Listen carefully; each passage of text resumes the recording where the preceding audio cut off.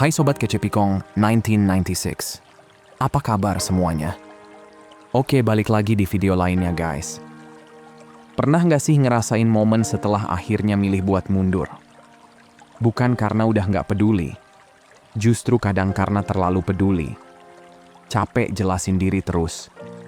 Capek ngerasa harus selalu jadi yang ngerti. Capek jadi yang selalu ngejar biar semuanya baik-baik aja. Terus tiba-tiba hening. Nggak ada chat panjang. Nggak ada debat yang muter di kepala sebelum tidur. Nggak ada urge buat cek story tiap 5 menit. Just silence. Dan anehnya, di situ malah banyak pikiran yang muncul. Kadang yang bikin berat itu bukan kehilangan orangnya aja, tapi kehilangan kebiasaan. Losing the routine feels heavier than losing the person. Karena selama ini ada yang selalu jadi bagian dari hari-hari. Entah itu ngobrol random, kirim meme gak jelas, atau sekadar udah makan belum. Dan kalau lagi di fase ini, wajar banget kalau kepikiran, apa dia sekarang santai aja ya? Atau jangan-jangan dia malah lega? Pikiran kayak gitu normal. Manusia tuh selalu ngisi kekosongan dengan asumsi. Padahal realitanya belum tentu seperti itu. Yang jarang disadari, waktu kita selalu ada, selalu responsif. Selalu siap setiap saat. Tanpa sadar kita jadi sesuatu yang pasti, predictable, aman, nyaman. Dan nyaman itu enak, tapi kalau terlalu pasti tanpa batasan yang jelas, orang bisa mulai take it for granted. Bukan karena kita nggak berharga, tapi karena otak manusia terbiasa dengan apa yang selalu tersedia. The brain relaxes when there's no risk of loss. Kalau nggak ada kemungkinan kehilangan, rasa menghargainya bisa pelan-pelan turun tanpa sadar. Nah, ketika akhirnya kita benar-benar mundur, bukan buat manipulasi, bukan buat bikin orang panik, tapi karena sadar diri, capek, dan butuh jaga harga diri. Di situ dinamikanya berubah, tiba-tiba ada kontras. Dulu ada, sekarang nggak ada. Dulu gampang diakses, sekarang hilang. Dan percaya deh, absence itu powerful. Kehadiran yang hilang seringkali lebih terasa daripada kehadiran yang dianggap biasa. Otak manusia suka membandingkan. Apa yang dulu ada jadi terasa beda ketika sudah nggak bisa disentuh lagi. Tapi penting juga buat diingat, ini bukan soal biar dia nyesel. Ini bukan tentang balas dendam emosional. Ini tentang self-respect. Tentang sadar kalau ngejar terus tanpa dihargai itu bukan bentuk cinta, tapi kadang bentuk takut kehilangan. Dan kalau lagi ada di posisi ini, merasa campur aduk antara kangen, ego, rindu, dan harga diri, itu valid. Itu manusiawi. Nggak berarti lemah, nggak berarti gagal. Justru itu tanda masih punya perasaan yang tulus. Yang sering terjadi secara psikologis, orang baru benar-benar merasakan beratnya sesuatu ketika aksesnya hilang. Keywordnya akses. Selama masih bisa dihubungi kapanpun, selama masih bisa diyakinkan kapanpun, rasa urgensinya rendah. Tapi ketika akses itu hilang, curiosity mulai muncul. Kenapa sekarang beda ya? Kenapa sekarang nggak seperti dulu sih? Dari situ memori mulai bekerja, dan memori itu unik. Dia jarang muter ulang momen jelek duluan. Biasanya yang muncul dulu malah yang manis-manis. Nostalgia pelan-pelan nge-soften cerita. Tapi sekali lagi, ini bukan rumus pasti bikin orang balik ya. Psychology is patterns, not magic. Gak semua orang akan refleksi. Gak semua cerita berakhir sama. Tapi yang pasti, ketika mundur dengan tenang, tanpa drama, tanpa ancaman, tanpa pamer, gue lebih bahagia sekarang. Itu beda energinya. Ada wibawa di situ, ada sinyal kalau kita tahu value diri sendiri. Dan value yang nggak diumbar, tapi ditarik pelan-pelan, seringkali justru lebih terasa. Jadi kalau lagi ada di fase sepi setelah mundur, jangan langsung anggap itu kekalahan. Kadang itu cuma transisi, kadang itu ruang yang lagi kosong supaya kita bisa lihat diri sendiri lebih jelas. Dan nanti kita bakal bahas lebih dalam, kenapa pikiran manusia seringkali susah banget melepas sesuatu yang dulu terasa aman. Apalagi kalau belum benar-benar bisa digantikan. Oke, let's break it down teman-teman. Jadi gini, setelah kita mundur dengan tenang, tanpa drama, tanpa nge-spam chat panjang, biasanya yang terjadi di kepala orang yang ditinggalin itu nggak langsung kangen setengah mati. Realitanya nggak secepat itu.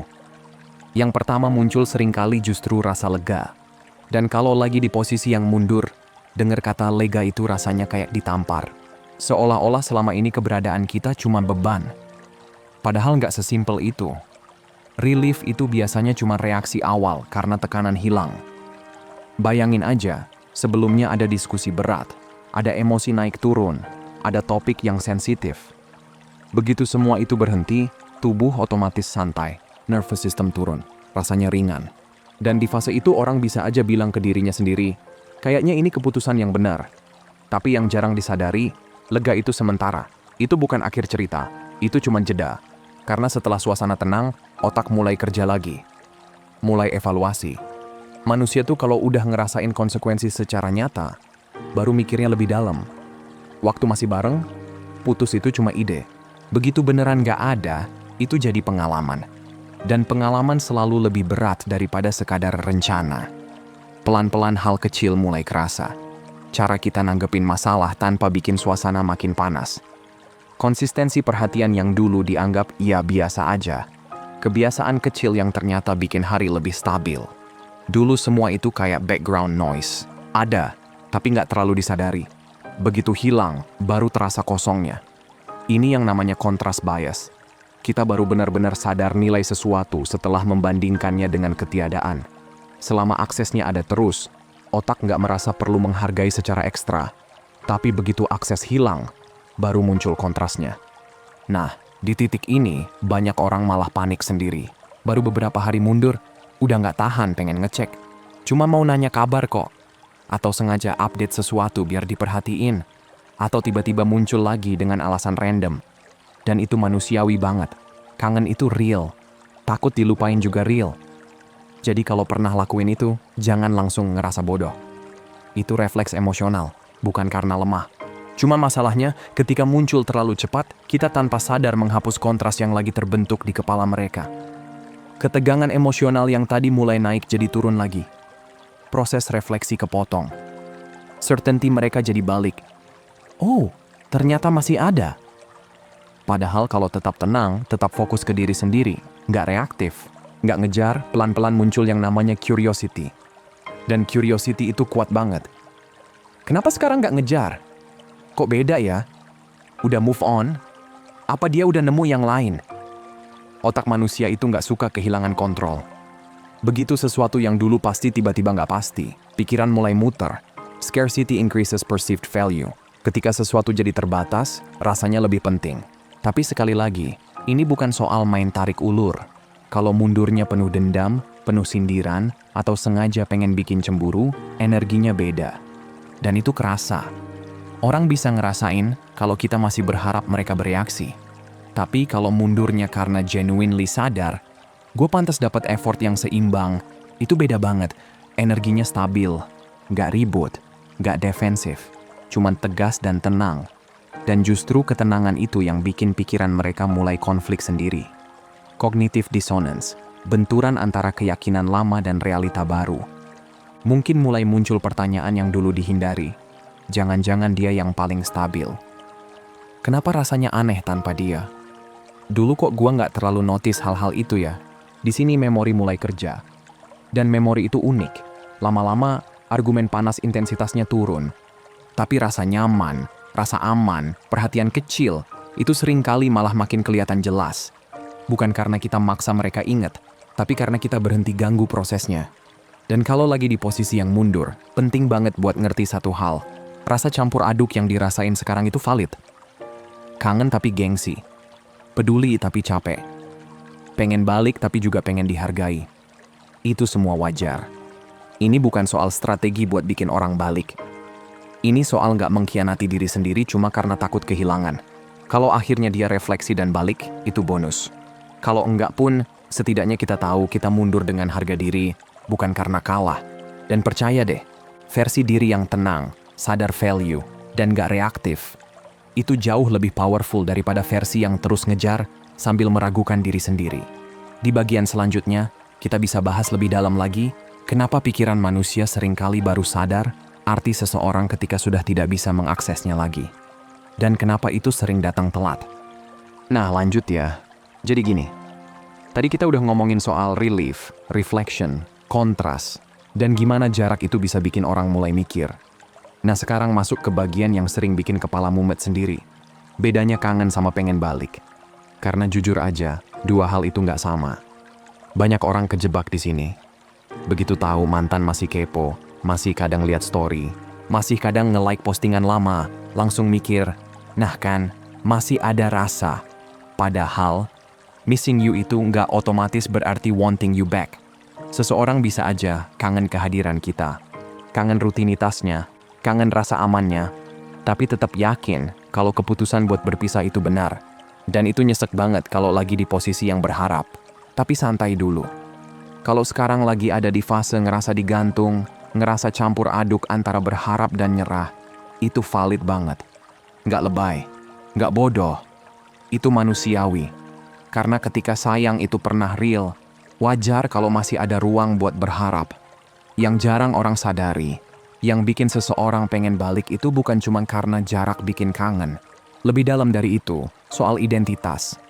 Setiap hubungan tuh sebenarnya ngebentuk versi diri. Versi yang mungkin lebih tenang, lebih semangat, lebih merasa didukung, lebih merasa dimengerti. Waktu bareng, tanpa sadar kita jadi cermin emosional buat satu sama lain. Kita mungkin jadi tempat mereka merasa stabil. Atau jadi orang yang bikin mereka ngerasa dihargai. Atau jadi sosok yang selalu konsisten, nggak ribut tiap ada masalah. Nah, ketika hubungan selesai, yang hilang bukan cuma orangnya, tapi juga versi diri yang muncul saat bareng orang itu. Dan kadang yang bikin kosong bukan cuma kehilangan pasangan, tapi kehilangan siapa diri mereka ketika bersama kita. Itu yang jarang dibahas. Banyak yang mikir yang bikin susah move on itu intensity, drama, chemistry yang meledak-ledak. Padahal yang bikin orang benar-benar terikat dalam jangka panjang itu konsistensi. Intens itu bikin deg-degan di awal, bikin excited, bikin adrenalin naik. Tapi yang bikin nervous system ngerasa aman dan nyaman itu konsistensi. Konsisten perhatian, konsisten sikap, konsisten hadir tanpa banyak drama. Begitu konsistensi itu hilang dan diganti jarak yang tenang, bukan jarak yang penuh amarah, itu yang bikin equilibrium emosional goyang. Tiba-tiba nggak ada lagi sosok yang biasanya jadi stabilizer. Dan kalau selama ini mereka banyak bergantung secara emosional, absennya kita jadi terasa lebih dalam daripada yang mereka kira. Sekarang masuk bagian yang agak sensitif. Cara kita setelah putus itu berpengaruh besar. Kalau habis itu langsung hancur total, marah-marah, nyindir, atau begging terus, secara nggak sadar kita lagi memperkuat narasi di kepala mereka. I made the right decision. Kalau kita memohon, mereka ngerasa tertekan. Kalau kita menyerang, mereka ngerasa justified. Kalau kita kelihatan nggak bisa hidup tanpa mereka, mereka makin yakin. Tapi kalau kita menerima dengan tenang, bukan pura-pura kuat, tapi memang memilih jaga harga diri, fokus ke diri sendiri, pelan-pelan grow, tanpa perlu pamer validasi, itu beda ceritanya. Confidence after loss itu powerful banget. Bukan karena mau bikin cemburu, tapi karena itu sinyal kekuatan emosional. Dan di situ biasanya mulai muncul perbandingan. Bukan karena mereka lagi aktif cari pengganti, tapi karena otak manusia emang otomatis membandingkan pengalaman baru dengan pengalaman lama. Ketemu orang baru tanpa sadar dinilai, dulu dia lebih sabar nggak ya? Dulu lebih stabil nggak ya? Dulu lebih ngerti nggak ya?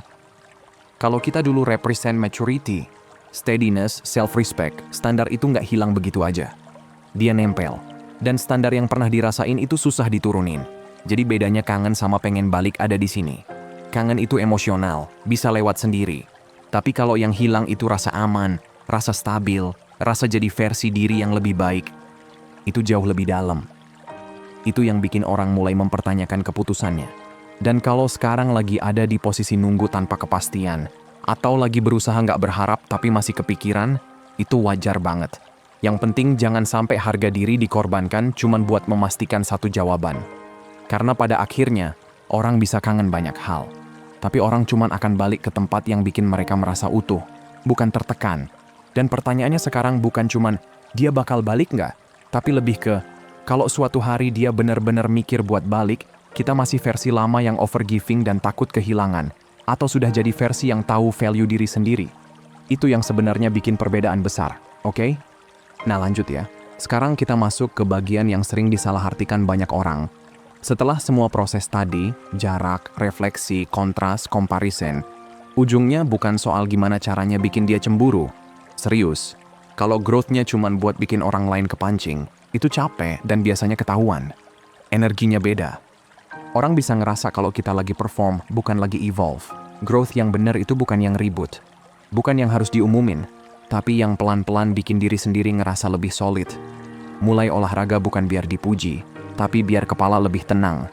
Fokus kerja bukan biar kelihatan sukses di depan mantan, tapi biar hidup punya arah lagi. Bangun circle yang sehat bukan buat pamer move on, tapi biar nggak kosong terus-terusan. Itu beda banget rasanya. Dan anehnya, ketika growth itu genuine, orang yang dulu pernah bareng kita biasanya bisa ngerasain perubahan itu. Walaupun nggak ngobrol langsung. Dari cara kita bawa diri, dari vibe yang lebih stabil, dari aura yang nggak lagi desperate. Energy shift itu halus, tapi kuat. Ada fase di mana mereka mungkin mulai mikir, kayaknya dulu gue ngelepas sesuatu yang nggak gampang diganti. Bukan yang paling heboh, bukan yang paling romantis di awal, tapi yang stabil, yang konsisten, yang dewasa. Dan ketika kesadaran itu muncul, yang muncul bukan panik kayak di film-film. Lebih ke emotional urgency. Dorongan pelan tapi serius. Yang bikin tiba-tiba kepikiran buat chat, cuman buat cek kabar. Yang bikin jari hampir ngetik nama kita tengah malam, tapi di sini letak twistnya. Semua itu cuma meaningful kalau kita sudah sampai di titik nggak lagi butuh mereka buat merasa utuh. Ini yang susah. Karena jujur aja, di awal pasti ada harapan kecil. Semoga dia sadar. Semoga dia balik. Itu normal banget. Jangan merasa lemah karena punya harapan. Semua orang yang pernah sayang pasti pernah ada di fase itu. Cuman seiring waktu, kalau kita terus fokus ke diri sendiri, ada satu momen di mana damai kita nggak lagi tergantung sama keputusan dia. Bukan karena benci, bukan karena udah nggak peduli, tapi karena sadar, hidup tetap jalan dan value diri nggak turun cuma karena satu orang memilih pergi. Dan percaya deh, posisi itu powerful banget.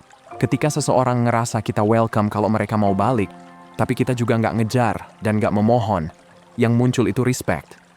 Dan respect itu fondasi attraction yang tahan lama. Tanpa respect, hubungan cuma jadi tarik ulur ego. Sekarang jujur ya, ini bagian yang agak pedas. Kalau mereka balik tapi kita masih sama kayak dulu, masih takut ditinggal, masih overgiving, masih gampang nurunin standar, kemungkinan besar ceritanya akan repeat. Karena sebenarnya yang berubah cuma status, bukan mindset. Tapi kalau mereka balik dan ketemu versi yang lebih centered, lebih selektif, lebih tenang, dinamikanya otomatis beda. Kita nggak lagi berusaha dapetin cinta dengan bukti-bukti. Kita lagi lihat, ini masih align nggak sama hidup gue sekarang. Perubahan kecil dari ngejar validasi jadi memilih kompatibilitas, itu efeknya gede banget. Dan yang lebih penting lagi, di titik ini sebenarnya kita udah menang bahkan sebelum mereka balik.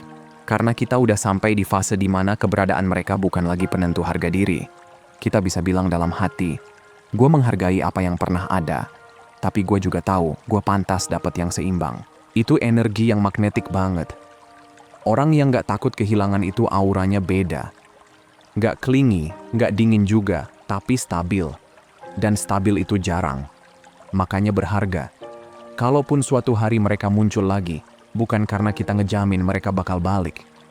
Human behavior gak pernah 100% bisa diprediksi. Tapi kalau itu terjadi, biasanya karena 3 hal.